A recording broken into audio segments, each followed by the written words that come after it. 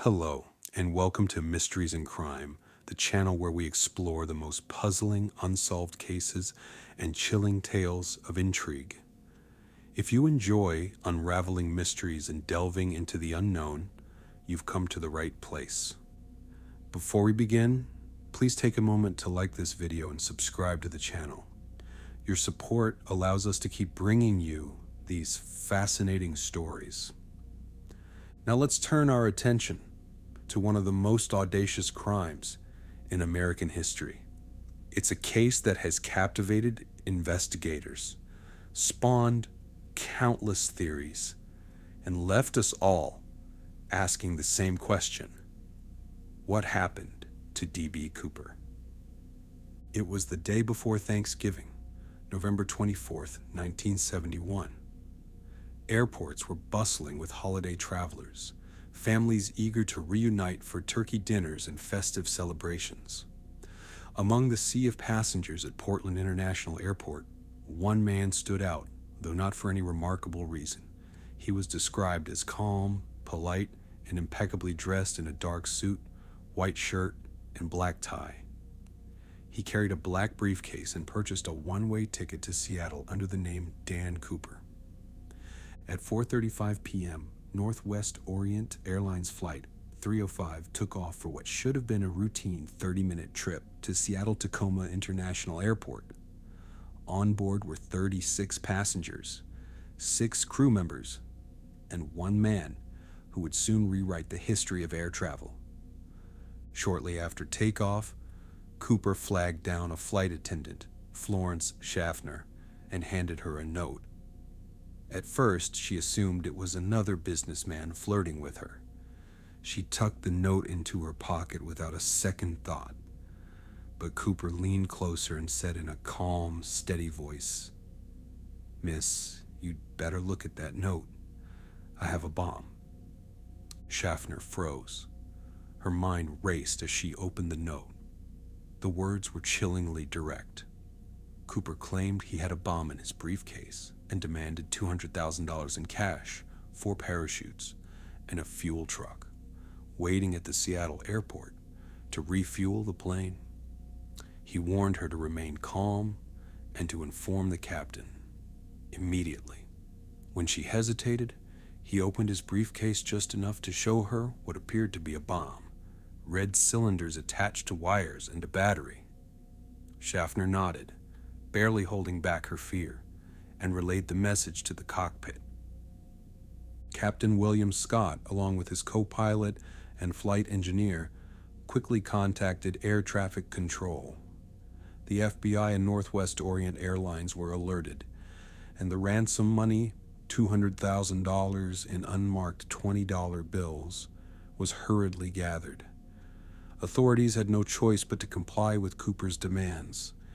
The lives of everyone on board depended on it.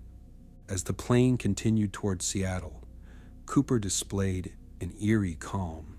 He ordered another bourbon and soda, paid for it, and even tipped the flight attendant. His demeanor was almost gentlemanly, which only added to the surreal nature of the situation. Passengers remained unaware of the hijacking. The crew had been instructed to keep the incident quiet to avoid panic. To them, it was just a slight delay. By the time Flight 305 landed in Seattle, darkness had fallen. Cooper's demands had been met. The ransom money, packed into a knapsack, was delivered, along with 4 parachutes. True to his word, Cooper released all 36 passengers, leaving only the flight crew and 1 flight attendant, Tina Mucklow, on board. With the money and parachutes secured, Cooper instructed the crew to take off again, heading south toward Mexico City. He specified a flight path that would keep them below 10,000 feet at a speed of no more than 200 knots. These instructions were highly unusual and made it clear that Cooper had a specific plan in mind. The FBI followed the plane with military aircraft, but Cooper was prepared. At around 8:00 p.m., somewhere over the dense forests of southwestern Washington, Cooper opened the aft staircase of the Boeing 727. He strapped the ransom money to his body, secured one of the parachutes, and stepped into the freezing night air. The winds were fierce, and the temperature was below zero. It was a leap into the unknown and into legend. When the plane landed safely in Reno, Nevada hours later, Cooper was gone. The crew was unharmed, but they were left with more questions than answers. What had happened to the man who had so calmly hijacked their plane? And where was the money? The FBI launched one of the most extensive manhunts in history. Agents scoured the rugged terrain of the Pacific Northwest, searching for any trace of Cooper. Parachute experts debated whether he could have survived the jump. The conditions were treacherous: heavy rain, freezing temperatures, and a pitch-black night. Cooper had no specialized equipment and was wearing only a suit and loafers. Yet, despite the odds, no body, parachute, or equipment was ever found. The case quickly captured the public's imagination. The media dubbed him D.B. Cooper, after a reporter mistakenly referred to him by that name during the initial coverage. The moniker stuck, and so did the mystery. Who was D.B. Cooper? Was he a skilled parachutist or a desperate man who took an unimaginable risk? Over the years, the FBI investigated hundreds of suspects. Some seemed promising, but none could be conclusively linked to the crime. One of the most intriguing suspects was Richard Floyd McCoy, who carried out a similar hijacking just months later. McCoy demanded $500,000 and parachuted from a plane in Utah, but he was caught shortly after. Despite the similarities, McCoy was eventually ruled out. Key witnesses from the Flight 305 crew did not identify him as Cooper. Another suspect, Dwayne Weber, allegedly confessed to being D.B. Cooper on his deathbed in 1995. Weber's wife claimed he had mysterious scars, a penchant for using fake names, and once muttered in his sleep about leaving fingerprints on the aft stairs. However, the FBI found no concrete evidence to link Weber to the hijacking. In 1980, a significant clue emerged. An 8-year-old boy named Brian Ingram was digging along the banks of the Columbia River near Vancouver, Washington, when he discovered 3 bundles of decaying $20 bills. The serial numbers matched the ransom money given to Cooper. The discovery reignited public interest in the case, but it raised more questions than it answered. How did the money end up there? Was it deliberately buried, or had it washed downstream? And why only a portion of the ransom? Theories about Cooper's fate abound. Some believe he perished in the jump, his body lost in the unforgiving wilderness. Others argue he survived and lived out his days in anonymity, perhaps even telling his story to trusted confidants. One of the more outlandish theories suggests Cooper was a time traveler or part of a government cover-up. These ideas, while entertaining, lack any basis in fact. For decades, amateur sleuths and professional investigators alike have tried to crack the case. In 2016, after 45 years of investigation, the FBI officially closed its file on D.B. Cooper, stating that it had exhausted all credible leads.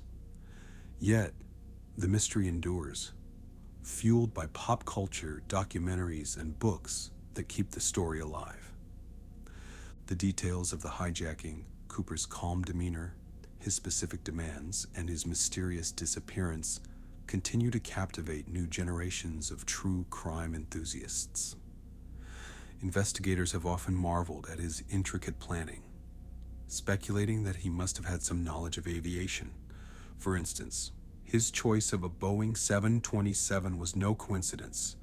The aircraft's rear stairway was uniquely suited for his escape. Cooper's request for 4 parachutes also displayed a cunning understanding of negotiation tactics. By asking for multiple parachutes, he created the illusion that he might take a hostage, ensuring that authorities wouldn't sabotage the equipment. the FBI complied, providing 2 main parachutes and 2 reserve chutes. Intriguingly, Cooper chose to use one of the older, non-military parachutes provided, raising questions about his level of expertise. Many have speculated about the psychological profile of D.B. Cooper. Was he a thrill seeker, chasing an adrenaline rush, or a desperate man driven to extremes by financial hardship? Witnesses described him as calm, polite, and articulate, with no trace of panic or malice. He even expressed concern for the crew's safety, reassuring them that they would not be harmed as long as his demands were met. Despite his apparent composure, there were moments that hinted at vulnerability. Tina Mucklow, the flight attendant who spent the most time with Cooper, later recalled a moment when he seemed to let his guard down. He remarked on the beauty of the landscape below as they flew over the Cascades, a comment that humanized the man behind the crime.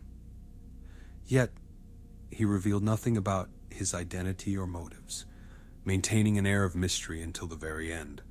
The discovery of the decayed ransom money near the Columbia River remains one of the most puzzling aspects of the case. The location of the find, over 20 miles from the suspected jump zone, has led to endless speculation. Some theorists believe the money was carried downstream by natural forces, while others argue it was intentionally buried by Cooper or an accomplice. The FBI's forensic analysis found no conclusive evidence to support either theory, leaving the question of the money's journey unanswered. Over the years, the legend of D.B. Cooper has inspired a cult following. He has been the subject of movies, songs, and even festivals. The annual D.B. Cooper Days event in Ariel, Washington, draws crowds of enthusiasts who celebrate the mystery with skydiving exhibitions and discussions of the latest theories. The enduring fascination with Cooper lies in the perfect blend of audacity, ingenuity, and enigma that defines his story. As we look back on this case, one can't help but marvel at its impact on aviation security. In the wake of Cooper's hijacking, the FAA introduced significant changes, including the installation of peepholes in cockpit doors and the implementation of the Cooper vane, a device that prevents the rear stairway of a plane from being opened mid-flight. These measures mark the beginning of a new era in airline safety. So, what happened to D.B. Cooper? Did he defy the odds and escape with the money? Or did he meet a grim fate in the forests of Washington? The truth may never be known, but one thing is certain. D.B. Cooper remains a symbol of audacity, mystery, and the enduring allure of the unknown. Thank you for joining us for this tale of intrigue and suspense. If you found this story as fascinating as we did, please like the video and subscribe to Mysteries in Crime for more captivating cases. Until next time, stay curious.